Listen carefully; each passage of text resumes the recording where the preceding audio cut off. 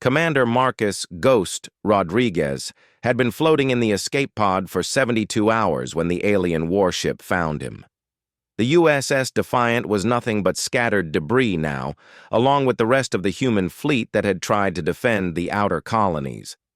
As the massive vessel's tractor beam pulled his tiny pod into its cargo bay, Marcus checked his gear one final time.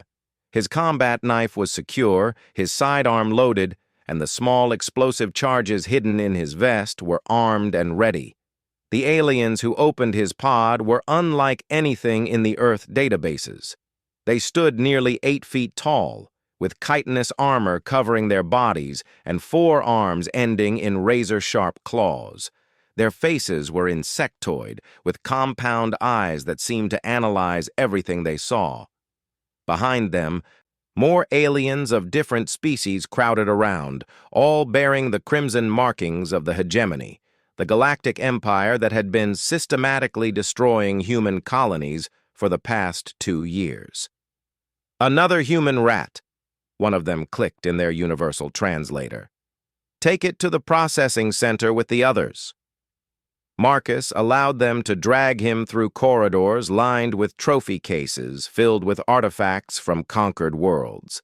Skulls, weapons, and personal items from dozens of species were displayed like hunting trophies. Among them, he spotted human dog tags, wedding rings, and children's toys. His jaw tightened, but he remained limp and defeated in their grasp. The processing center was a nightmare of efficiency. Hundreds of beings from various species were lined up in cages, waiting to be sorted.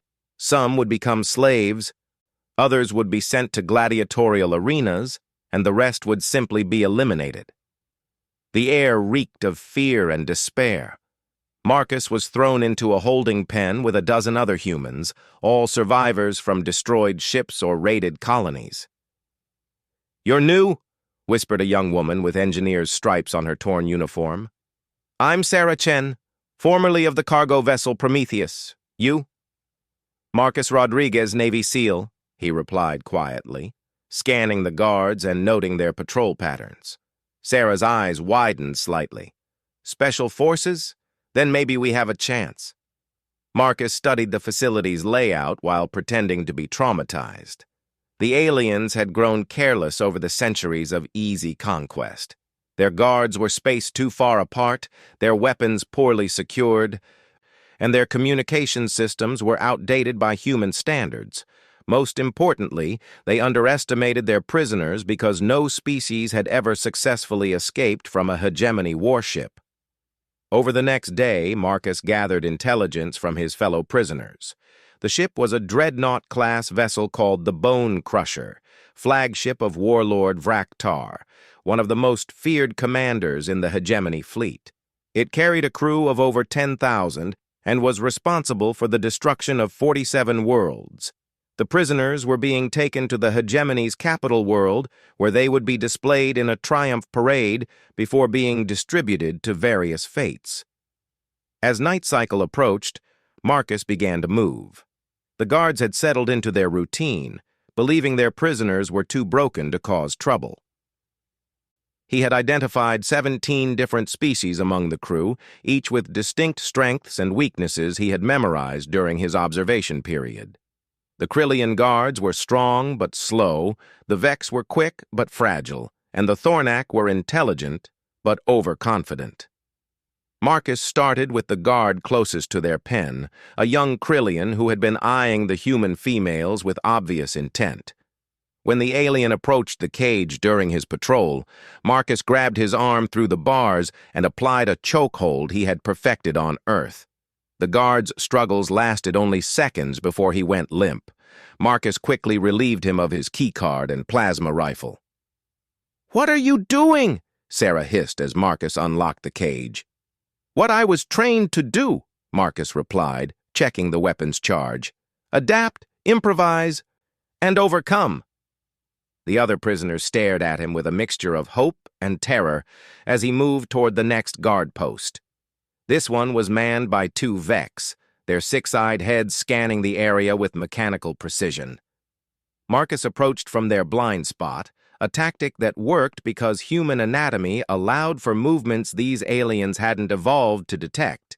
His knife found the first one's neural cluster before it could raise an alarm, and the second fell to a precise strike to its respiratory chamber. Within minutes, Marcus had eliminated 6 guards and freed 30 prisoners of various species. But he wasn't interested in a simple escape. The other prisoners wanted to find evacuation pods and flee, but Marcus had a different plan. He studied the ship's schematics on a guard's tablet and smiled grimly. "You want to what?"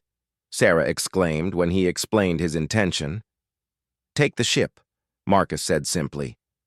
"These aliens have been terrorizing the galaxy because nobody fights back effectively.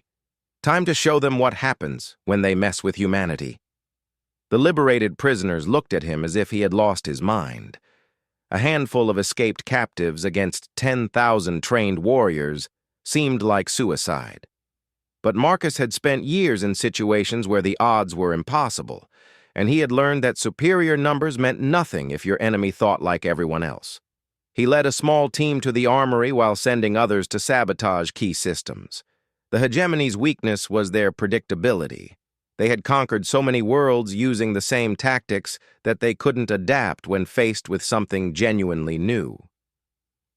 Marcus had studied asymmetric warfare against superior forces, and he knew that sometimes the best defense was an overwhelming offense.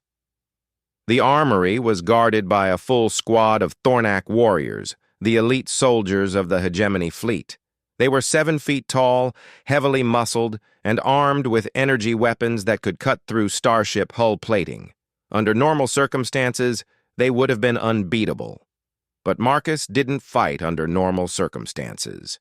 He used the ship's own systems against them, overloading a power coupling to create a diversion, then striking from multiple angles using tactics the aliens had never encountered. While they tried to track his movements, he moved through the shadows like his call sign suggested, appearing and disappearing in ways that confused their predatory instincts. When the last guard fell, Marcus armed himself and his team with the best weapons in the hegemony arsenal. Plasma rifles, molecular disruptors, and personal shield generators designed for creatures much larger than humans. The equipment was crude but powerful, and Marcus quickly adapted it for human use. The ship's command center was on the bridge, 12 decks up through corridors filled with confused and increasingly angry aliens. As alarms began to sound, Marcus realized his time was running out. Soon, the entire ship would be hunting for them, and even his skills had limits. That's when he remembered something from his briefings about hegemony psychology. These species had evolved as pack hunters or hive minds, and they relied on clear command structures. Cut off the head, and the body would thrash around blindly for crucial minutes. Marcus left his team to secure their position and began moving toward the bridge alone. He had one shot at this, and it depended on reaching Warlord Vraktar before the alien could coordinate a proper response. As he climbed through service tunnels and maintenance shafts, Marcus thought about all the worlds these creatures had destroyed, all the lives they had ended, and all the families they had torn apart. The bridge was a massive chamber filled with holographic displays showing the locations of hegemony fleets throughout the galaxy. At its center sat Warlord Vraktar himself, a massive creature that looked like a cross between a scorpion and a dragon, his 4 arms controlling multiple command interfaces simultaneously. Around him, dozens of officers from different species worked at their stations, coordinating the ship's operations with military precision. Marcus observed them for several minutes, noting their positions and planning his approach. He had enough explosives to level the entire bridge, but that would kill him too, and he wasn't ready to die yet. Not when there was so much more work to do. Instead, he decided to make an entrance that would send a message throughout the galaxy. The hegemony had ruled through fear and intimidation for so long that they had forgotten what it felt like to be afraid. Marcus was about to remind them. Marcus dropped through the ceiling vent directly onto the bridge's command platform, landing in a crouch behind Warlord Vraktar's massive command chair. The alien's 4 bodyguards reacted instantly, but human reflexes, honed by years of combat training, proved faster than their evolutionary adaptations. Marcus's plasma rifle took down 2 guards before they could draw their weapons, while his combat knife found the weak spot in the 3rd guard's armor. The 4th guard managed to get off a shot that singed Marcus's shoulder before dying with the human's sidearm pressed against his skull. Warlord Vraktar spun around in his chair, his compound eyes fixing on the small human who had just eliminated his elite protection in under 10 seconds. The bridge fell silent as dozens of alien officers stared in shock. In 3,000 years of hegemony expansion, no prisoner had ever reached the command center of a dreadnought, much less killed trained bodyguards with such efficiency. "Impossible," Vraktar clicked, his translator struggling with the concept. "You are just prey, weak, pathetic. How did you—" Marcus pressed his rifle against the warlord's primary breathing chamber and smiled coldly. "I'm what humans call a Navy SEAL.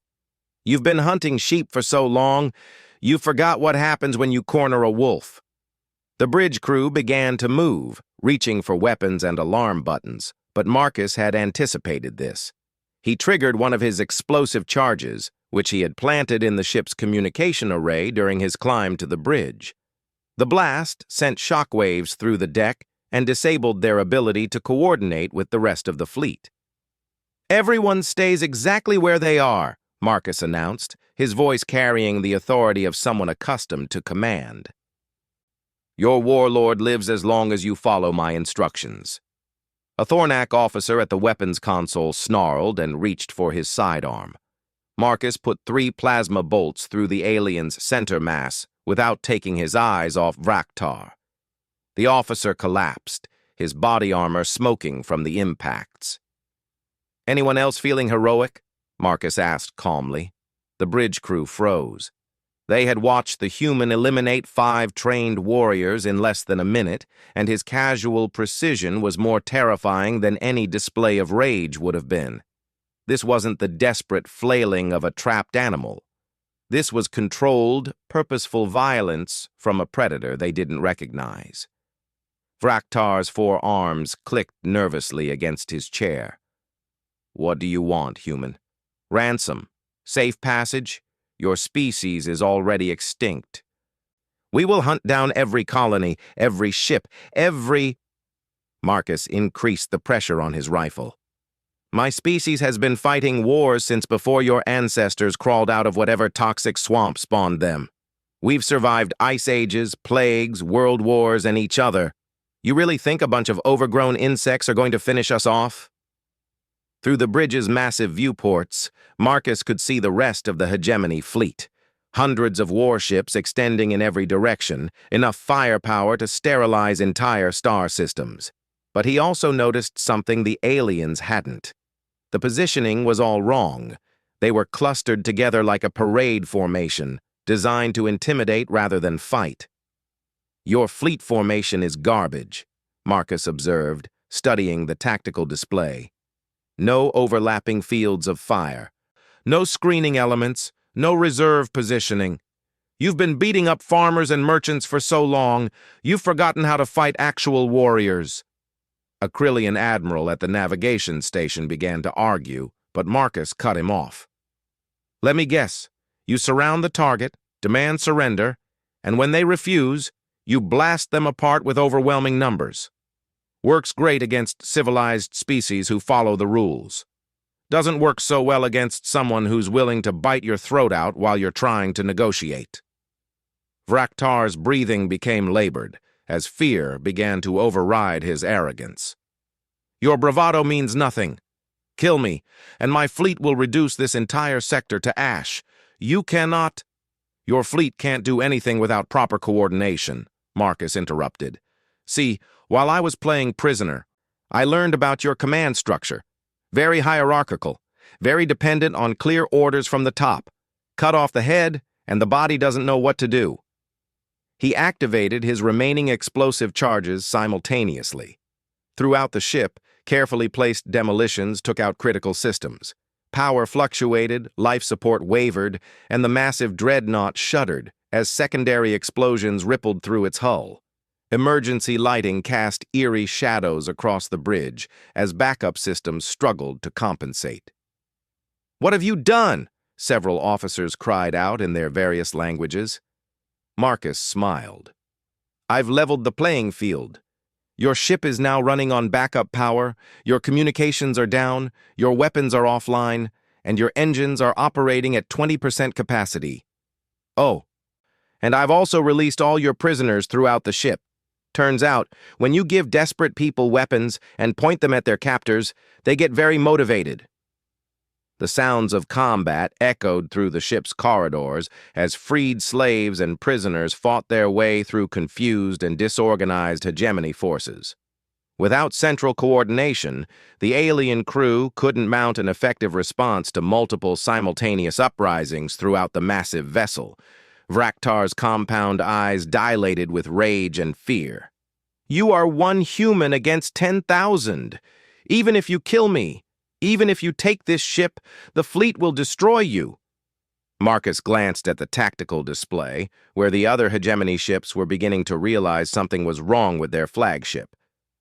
Their formation was breaking apart as individual captains tried to decide whether to assist the dreadnought or maintain their positions. "See, that's where you're wrong again," Marcus said. "I'm not one human. I'm the first human you've encountered who knows how to fight back. And trust me, there are millions more where I came from."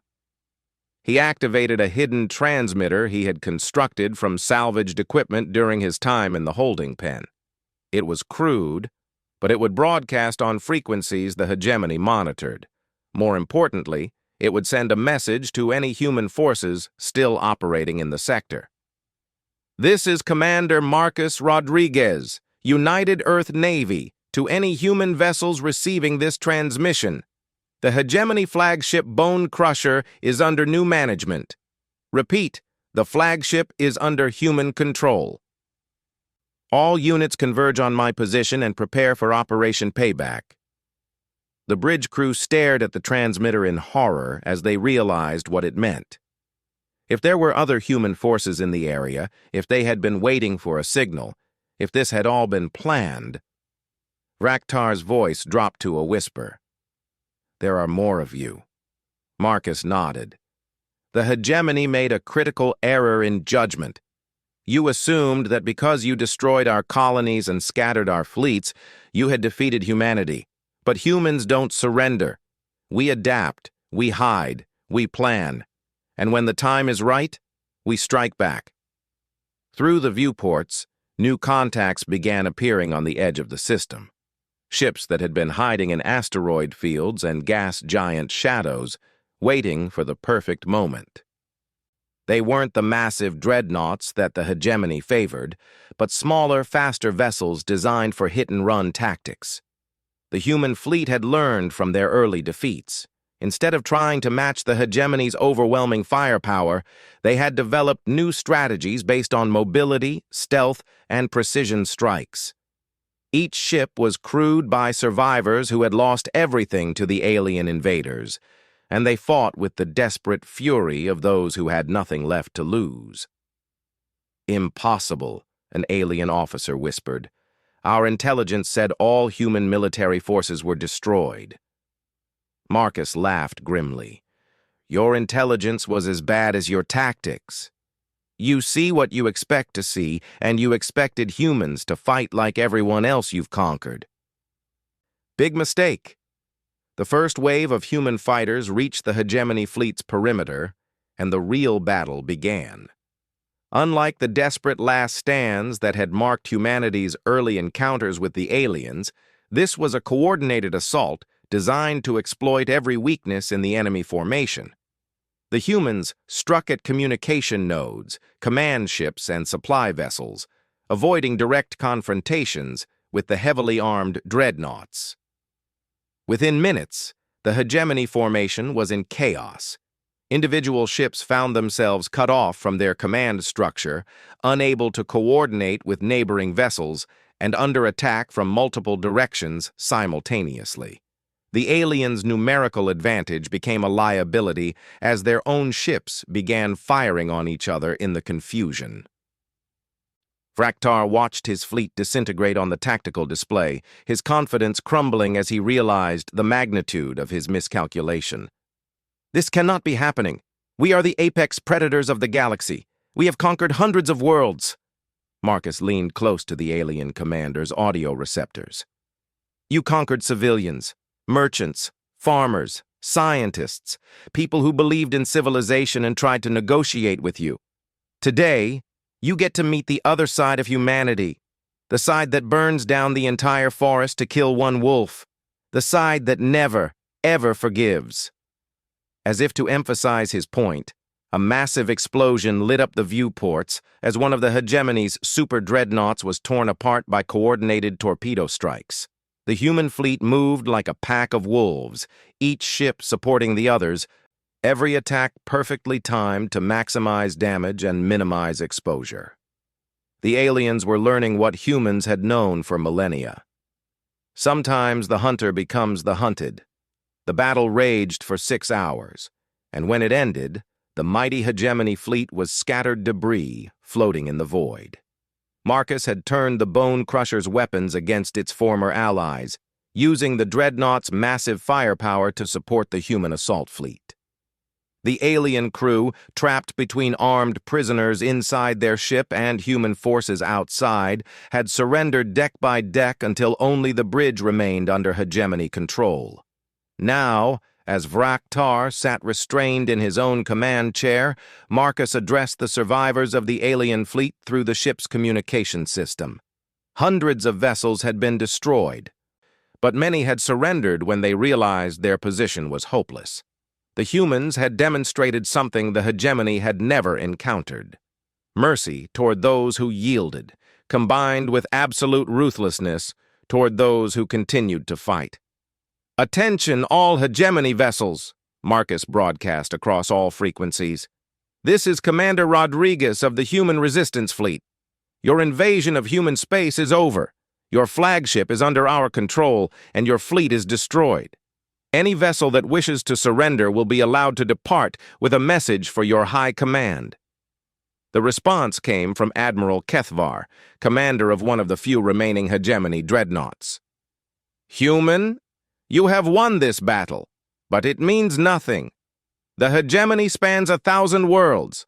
Our reserves number in the millions of ships. You have merely delayed the inevitable extinction of your species." Marcus smiled as he activated the ship's main display, showing tactical information that made several alien officers gasp in recognition. During the battle, human infiltrators had accessed the hegemony's central database, downloading fleet positions, supply routes, and strategic plans that had been classified at the highest levels. "Admiral Kethvar, let me share some information with you," Marcus said calmly. "Your supply convoys are protected by a rotating schedule that follows predictable patterns. Your reserve fleets are concentrated around 17 key worlds, leaving your outer territories vulnerable. Your command ships use standardized encryption that my people have already broken. And most importantly, your leaders are so confident in their superiority that they've never developed contingency plans for fighting an enemy that refuses to play by their rules."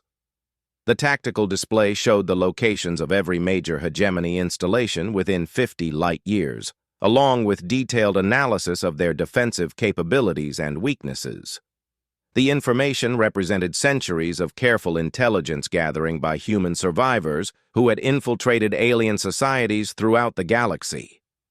Fraktar stared at the display in horror. "How did you obtain classified strategic data?" "The same way we've been surviving for the past 2 years, Marcus replied. "By being better at this than you are. See, while your species were evolving as apex predators on worlds with limited competition, humans were learning to hunt each other. We've been perfecting the art of warfare for thousands of years against opponents who think exactly like us. Fighting you is almost easy by comparison." Sarah Chen, who had taken control of the ship's engineering section, reported through the communication system. "Commander, we've secured the engine rooms and downloaded their navigation data. We now have the locations of every hegemony world, including their capital." Marcus nodded, then turned back to the alien officers on the bridge. "Here's what's going to happen. You're going to send a message to your high command explaining that humanity is not extinct and that we're coming for them. Every world you've conquered, every species you've enslaved, every life you've destroyed, we're going to return that favor with interest." A Thornak captain at the communications station hissed in defiance. "You cannot threaten the entire hegemony. We have ruled this galaxy for 3 millennia. You are insects compared to our might." Marcus walked over to the alien and looked down at him with cold eyes. 3 millennia of beating up civilizations that tried to negotiate with you. 3 millennia of fighting enemies who followed rules of war and tried to minimize casualties. 3 millennia of never encountering an opponent that was willing to do whatever it takes to win. He gestured toward the viewport, where the wreckage of the hegemony fleet continued to burn. "This is what happens when you fight humans. We don't just want to defeat you. We want to make sure you never threaten anyone again. We want your species to tell stories about us to frighten their children for generations to come." The human fleet had formed up around the captured dreadnought, and more ships were arriving as hidden resistance cells throughout the sector responded to Marcus's call. These weren't the desperate refugees that had fled the early invasions, but hardened veterans who had spent 2 years learning to fight like guerrillas against an overwhelming enemy. Admiral Sarah Chen's voice came through the communication system again. "Marcus, we're receiving surrender requests from 17 hegemony vessels. They want to return to their home territories with our message." "Grant their request," Marcus replied. "Make sure they understand they're carrying more than just words. They're carrying a warning." He turned to address Vraktar directly. "Your people are going to learn something that humans discovered a long time ago. There are 2 types of species in the universe, predators and prey. You thought you were predators, but you were just bullies. Predators don't just kill their enemies. They adapt, they evolve, they become better hunters than anything that challenges them." Vraktar's breathing was labored as the implications sank in. "What do you intend to do with me?" Marcus considered the question carefully. Killing the warlord would be satisfying, but it wouldn't serve his larger purpose. Instead, he activated a recording device and began documenting everything he had learned about hegemony tactics, technology, and psychology. "You're going to help us," Marcus said finally. "You're going to tell us everything about your military capabilities, your political structure, and your weaknesses. In exchange, you get to live to see what happens when humans really start fighting back." Over the next several hours, Marcus coordinated with the other human commanders to plan their next moves. The victory here was significant, but it was just the beginning. They had captured advanced alien technology, strategic intelligence, and most importantly, they had proven that the hegemony could be defeated. The freed prisoners from dozens of species had formed the core of an alliance that would spread throughout the galaxy. These beings had first-hand experience of hegemony brutality, and they carried with them the knowledge that humans could win against impossible odds. As the human fleet prepared to depart for their next target, Marcus stood on the bridge of the captured dreadnought and looked out at the stars. Somewhere out there were the hegemony's core worlds, protected by fleets that had never known defeat. Their leaders probably still believed that the destruction of one task force was an anomaly, a lucky strike by desperate survivors. They would learn differently soon enough. "Commander Rodriguez?" Sarah Chen approached with a data pad containing intelligence reports from across the sector. "We've identified 12 major hegemony installations within striking distance, supply depots, communication centers, and garrison worlds. If we hit them simultaneously..." Marcus studied the tactical projections and smiled. The hegemony conquered the galaxy by convincing their enemies that resistance was futile. Time to return the favor. He activated the ship's general communication system one final time, broadcasting on frequencies that would reach every human settlement, refugee convoy, and resistance cell within 100 light-years. This is Commander Marcus Rodriguez aboard the captured Hegemony flagship Bone Crusher. To all human forces, to all liberated prisoners, to all species that have suffered under alien oppression, the war is not over. It's just begun. The enemy thought they were hunting sheep, but they woke up wolves instead. It's time to show the galaxy what happens when you threaten humanity. As the human fleet jumped to hyperspace, heading toward their next target, the surviving Hegemony vessels began their long journey home. They carried with them a message that would change the course of galactic history. Humanity was not extinct, they were not defeated, and they were very, very angry. The Hegemony had ruled through fear for 3,000 years. Now they were about to learn what real fear felt like. In the depths of space, aboard ships hidden throughout the galaxy, human survivors received Marcus's transmission and began to move. They had been waiting for this moment, preparing for this opportunity, and now it had finally arrived. The hunt was about to begin, but this time, humanity would be the predator. The Galactic Warlords, who had feared nothing, were about to discover that sometimes the most dangerous enemy is the one that everyone assumes is already dead. The war for the galaxy had entered a new phase, and for the first time in millennia, the Hegemony was not certain of victory. Marcus Rodriguez had kept his promise. He had shown them what happens when a Navy SEAL steps into the room.